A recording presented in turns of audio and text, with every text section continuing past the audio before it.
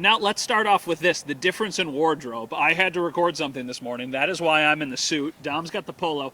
That is much more fitting of what we're doing. We're at a football practice. I kind of feel weird here in a suit. Well, I mean, you're the sports director, so it doesn't really matter. it really fits the title of what he has right now. But yeah, going around, I felt a little bit more nimble with the pants right now. Yeah. But nonetheless, sharp dressed man, Matt Bové. Well, you look great. that's very nice of you to say. I do not have the mobility that you have right now. If I had to run somewhere fast, I think the suit would kind of keep me contained here. So we're out at Bills practice. It's the first practice since they made their 53-man roster. There's a couple different moves that are probably going to be made. Balin Spector was not out here. Justin Shorter probably going on IR to open up some spots as the hair just blows. You got more product in. You're kind of keeping Yeah, this so listen, contained. shout out to the Rave hairspray. 4 times the hold. This baby ain't going anywhere. What is your initial impression of the roster and kind of the decisions that they made?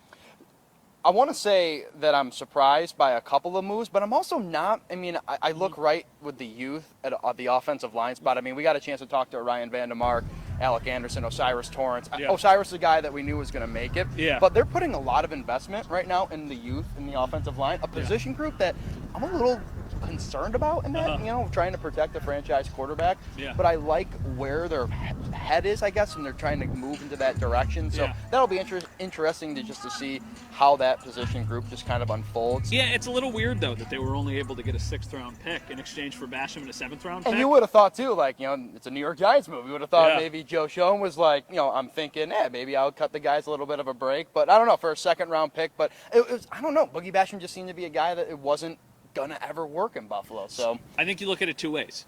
He never would have lived up to a 2nd-round pick, and it was a bad pick. There's no, sugarcoating that. It was a bad pick. But you also need to be able to cut your losses, and I think that's what they did. They realized they might just cut him for nothing, so let's recoup even a little bit of an asset. Let's get something out of this. Got to get something. Yep. You can't get absolutely nothing. Still, though, a very head-scratching pick when you look back on it. I was a bit surprised by A.J. Klein. I'm surprised and I'm not surprised, because A.J. Klein is not going to get claimed somewhere. He is going to be available. He can join your practice squad. He can still be around if you need him, kind of a break glass in case of emergency. But with the questions they have at middle linebacker, man, a couple weeks ago I thought he might start, and now he's not even on the team. Yeah, I don't know where to start with middle linebacker. It's almost like It is the biggest problem for this team heading into the season, and it's not even close. I mean, is Terrell Bernard going to get the starting spot just because he's the best option, even though he's had significantly less time than Tyrell Dodson to prepare? You know what the crazy thing is? We don't even know if he's the best option, but you almost just assume that he's going to be better than what we saw, which is Dodson and which is A.J. Klein. Probably too much to throw on the plate of Dorian Williams. He's more working with Matt Milano as his primary backup. I think Terrell Bernard's just going to basically walk in. I don't know if he's going to start week 1 because he is coming off of an injury. But I think the leash will be very short for Tyrell Dodson. It's going to be, okay, we're going to let you do this a week or 2, and then if it's not good, Terrell Bernard, you're up. Yeah, and it just anything that I saw from the Chicago preseason game, and I was down in Pittsburgh for that second preseason game, Tyrell Dodson just did not look to be it. No. There was flashes, but let me tell you, the bad flashes, I think, outweighed the good flashes with Tyrell. So, yeah, that whole position group and the depth of why they don't keep A.J. Klein, to your point, he comes back on the practice squad. But even then, though, even if you're looking to A.J. Klein to be a depth piece, that possibly the 3rd middle linebacker on a position group that you said has such a short leash, I'm not that confident. I'm still not feeling good about the fact that A.J. Klein, it could come back from the practice squad and being at a point of interest when that middle linebacker group discussion comes to a fold. Any surprise that Andy Isabella didn't make the team? Did you think he would? No, I listen, he's a great story. I think we all love a little Andy Isabella. He's a great story, a little like Cole Beasley-ish, but they had that in Deontay Hardy. I think he was the guy they're going to put in there. Hope he doesn't get claimed.